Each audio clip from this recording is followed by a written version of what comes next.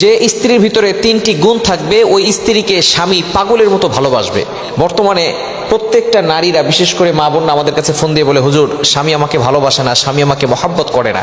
যে স্ত্রীর ভিতরে তিনটি গুণ থাকবে ওই স্ত্রীকে স্বামী পাগলের মতো ভালোবাসবে। নাম্বার ওয়ান, এক নাম্বার হচ্ছে স্বামীর মুখে মুখে তর্ক করা যাবে না। ভালো স্ত্রী হতে হলে, আদর্শ স্ত্রী হতে হলে নাম্বার ওয়ান, এক নাম্বার গুণ অর্জন করতে হবে, সেটা হচ্ছে স্বামীর মুখে মুখে তর্ক করা যাবে না। একজন স্বামী সে তার সংসারের জন্য অনেকটা পরিশ্রম করে। সে যখন বাহিরে যায় সবসময় তার চিন্তা থাকে কিভাবে তার স্ত্রীর খরচ চালাবে, কিভাবে তার সন্তানদের খরচ চালাবে, কিভাবে বাসা ভাড়া দিবে, কিভাবে গ্যাস বিল দিবে, কিভাবে কারেন্ট বিল দিবে। এই ধরনের চিন্তা স্বামীর ভিতরে আসে না নাই? এতটা পরিশ্রম করার পরে যখন তার মেজাজটা হট থাকে, সারাদিন কাজ করে আসার পরে যখন বাসায় আসে, তখন কিছু নারী এমন আছে, কিছু স্ত্রী এমন আছে, স্বামীর সাথে অকথ্য ভাষায় গালাগালি করে। স্বামীকে বলে এটা আনো নাই কেন, এটা আনো নাই কেন, এই করো নাই কেন, সেই করো নাই কেন। যার কারণে দেখা যাচ্ছে সংসারগুলো টিকতেছে না। স্বামীকে বুঝতে হবে স্বামী যে পরিশ্রম করতেছে সে তার নিজের একার জন্য নয়, সে তার স্ত্রীর জন্য, তার সন্তানদের জন্য পরিশ্রম করতেছে। এইটা অধিকাংশ স্ত্রীরা বুঝে না। এজন্য আদর্শ নারী হতে হলে স্বামীর মুখে মুখে তর্ক করা যাবে না। বিশেষ করে মা বোনরা যারা আছেন ভালো করে বুঝেন, এই মেসেজগুলো বাড়িতে পৌঁছে দিবেন, বিশেষ করে বাড়িতে পৌঁছে দিবেন। একজন স্বামী অক্লান্ত পরিশ্রম করে। আপনার স্বামী আছে বলেই আপনার সম্মান আছে। আপনার স্বামী হচ্ছে আপনার জন্য ঢাল। আপনি বাবার বাড়ি যান আর শ্বশুর বাড়ি যেখানেই থাকেন না কেন, আপনার স্বামী হচ্ছে আপনার সাহস। স্বামী আপনার জন্য ঢাল হয়ে দাঁড়াবে। এই স্বামীর সাথে যদি সম্পর্ক ছিন্ন হয়ে যায়, বাপের বাড়িও শান্তি থাকবে না, শ্বশুর বাড়িও শান্তি থাকবে না। কোথাও আপনি কোনো সম্মান পাবেন না, রেসপেক্ট পাবেন না। মানুষ আপনাকে খারাপ চোখে দেখবে, এই সমাজ আপনাকে খারাপ চোখে দেখবে, আপনাকে খারাপ প্রপোজ করবে।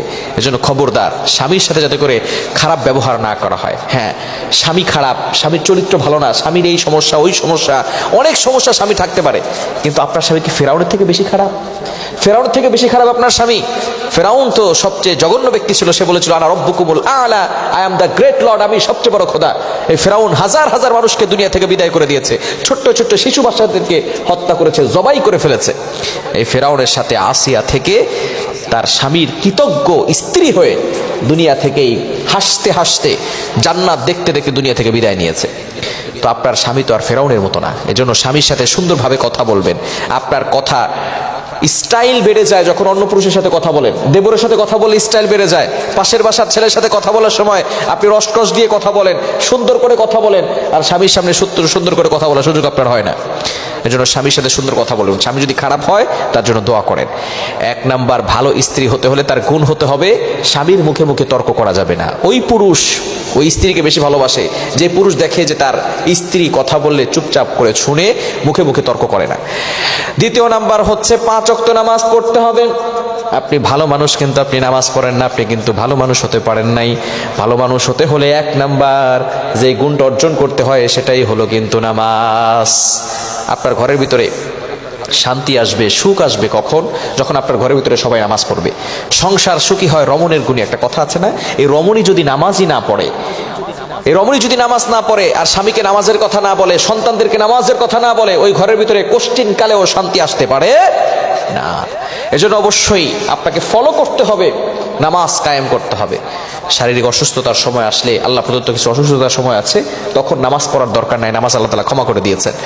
এজন্য নামাজ পড়তে হবে। নিজে নামাজ পড়বে, স্বামীকে নামাজ পড়তে বলবে। বিশেষ করে নফল নামাজ পড়বে। তাহাজ্জুদের সময় উঠে স্বামীর জন্য দোয়া করবে, আল্লাহ আমার স্বামীকে ভালো করে দাও, আমার স্বামীর ব্যবসার ভিতরে বরকত দিয়ে দাও, চাকরির ভিতরে বরকত দিয়ে দাও, আমার সন্তানদেরকে কবুল করো, সন্তানদের মেধা বাড়িয়ে দাও, তাদের পরীক্ষা উত্তীর্ণ হওয়ার ব্যবস্থা করে দাও।